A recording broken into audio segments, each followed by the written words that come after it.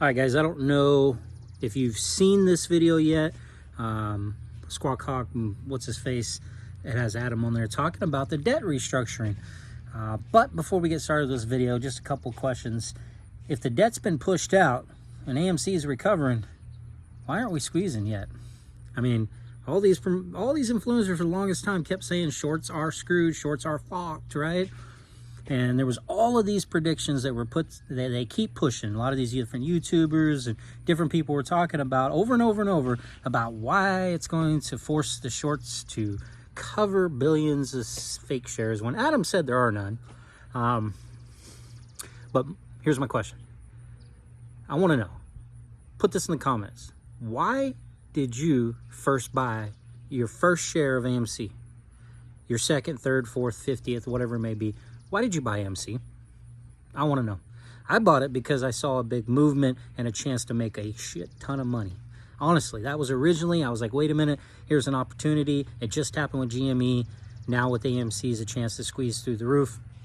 I bought it for a squeeze play. Not for a fundamental play, not for a super long-term hold till 2025, 26, 28, 29, when AMC recovers back to what? A 25-cent dividend stock that's worth 27 bucks.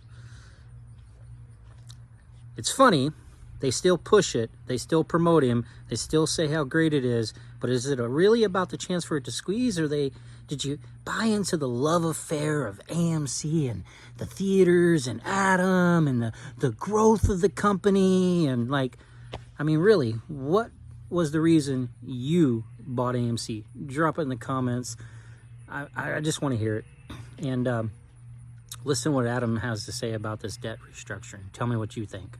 Movie theater chain AMC reaching a new debt restructuring deal. The agreement will extend the maturity of potentially $2.5 billion worth of AMC's debt and reduce its overall debt load by more than $460 million. Joining us now, AMC CEO Adam Aron.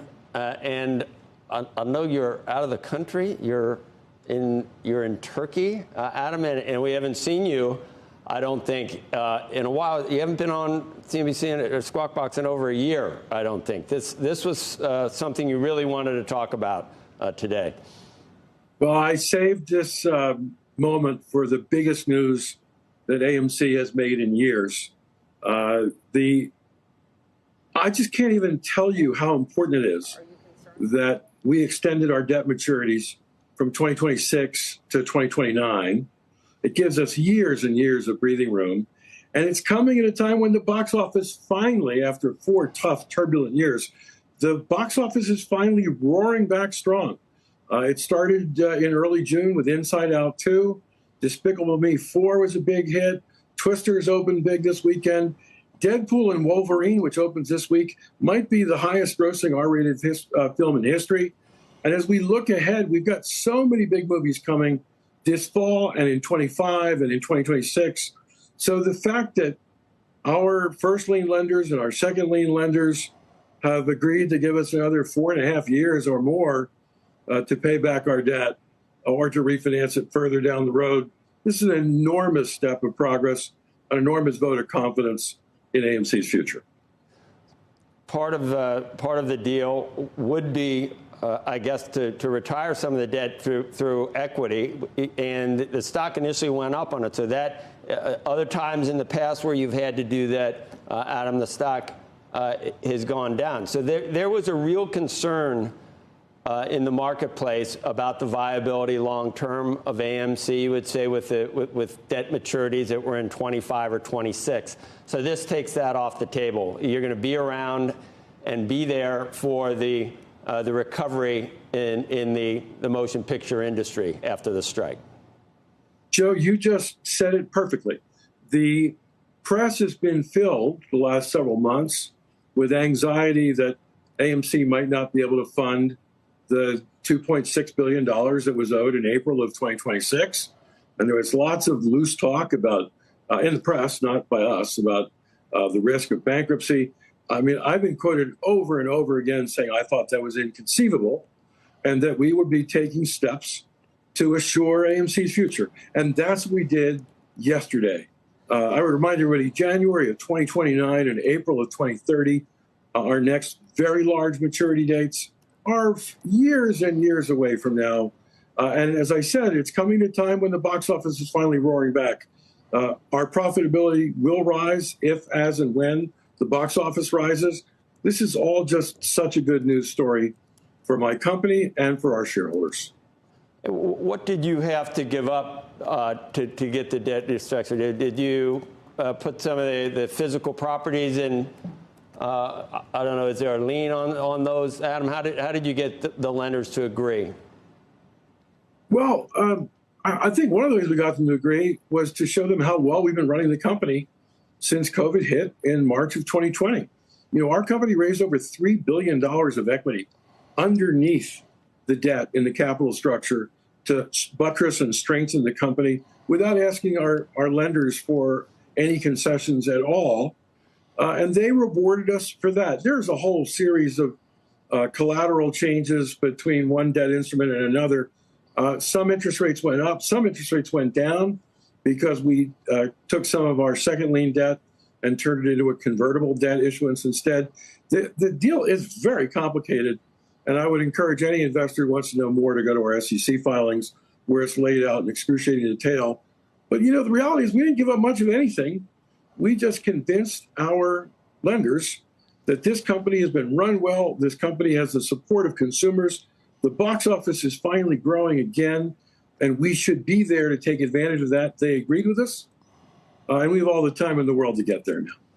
You going to produce any more movies? I mean, is that a new model? And how did that, the Eras Tour, the most successful concert film ever, did that give you a little bit of a bridge in terms of incremental revenue?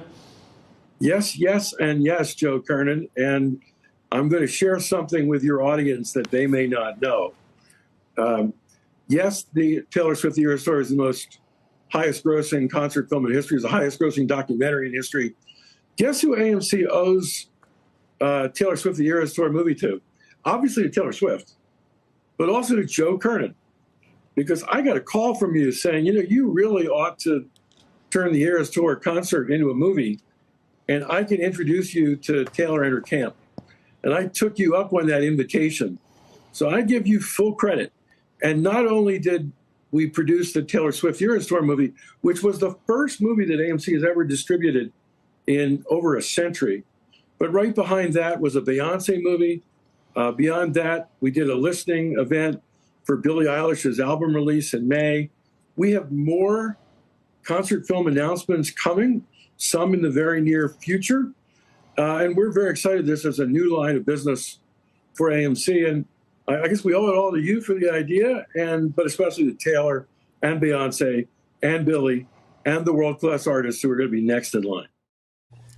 Anyway, what do you think about everything he said? Yaddy, yaddy, yaddy, yaddy. We've been hearing all this hoopla and this directions, whatever's going to happen with AMC. But I said it way back when. That reverse split, everybody was pumping it, all those social influencers, you know who they are, if they're even still around. And if they are, I don't listen to them at all anymore. It's been a freedom not listening to their BS anymore. And you know exactly who those guys are. But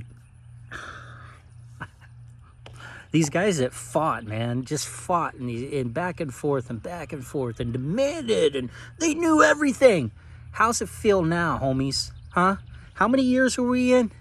How long have we gone? And what did that reverse split do to you? What did that reverse split do to all of us?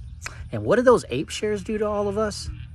I don't know. Dilute the living daylights out of us so Adam could start all over again. But what has that done? I mean, seriously, I said it back then. I'm still not wrong. So far, I'm still being proven right every single day. You know what it did? It sent everybody's cost averages through the roof. And here I am thinking, man, I'm only at 46, whatever it was, 45.95 or something on my bigger accounts. Because I'm still holding, guys. I'm one of the few guys that shared that with you. A lot of them influencers pumped you, never shared with you, and probably sold on you. And I've said it then, and I'll say it now. But regardless, they didn't have the integrity. And you know who I'm talking about, the clowns and the cowboys and the pizza boys and all them other stuff and the Hondas and the, you know who I'm talking about. But regardless, even with the recovery, even with it surviving and pushing its debt out, right? How is it ever going to get to 46 a share? I said it back then. Even in its heyday, when it was only like 45 million shares, it got up to like 30, what, 33, 35, $37 a share.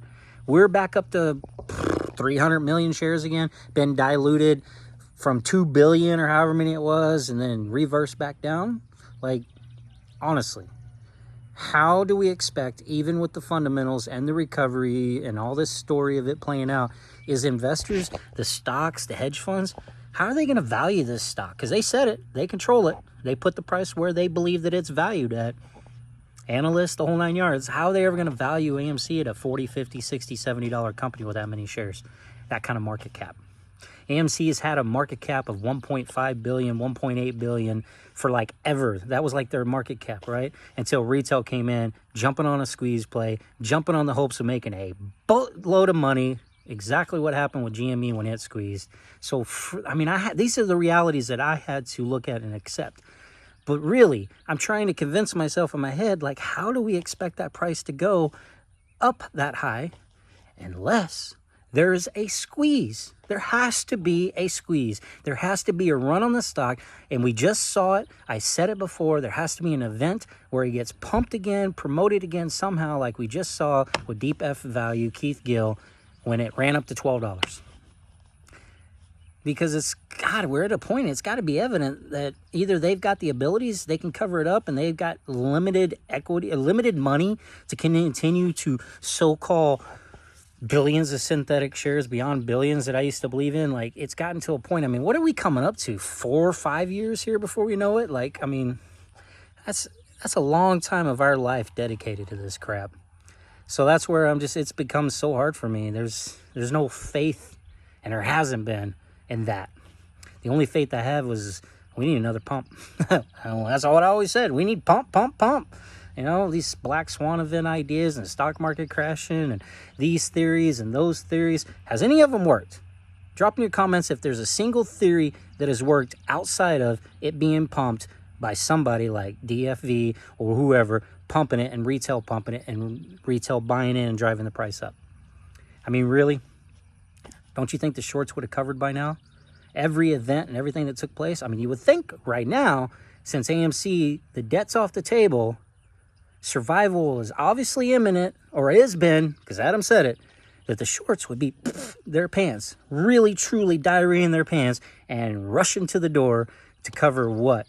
Oh, you mean the shorts that Adam gave up with our Ape shares, right? Gave them all back to him? I don't know. I'm sorry, guys. Sorry.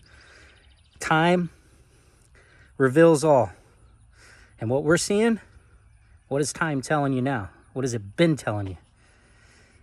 Oh, it is what it is, I guess. I hate that statement, but here we are. Stuck. I got to pray somehow that some way algos, something pushes that stock up over $46 so I can at least break even. But tell me, how is that going to be possible without a squeeze?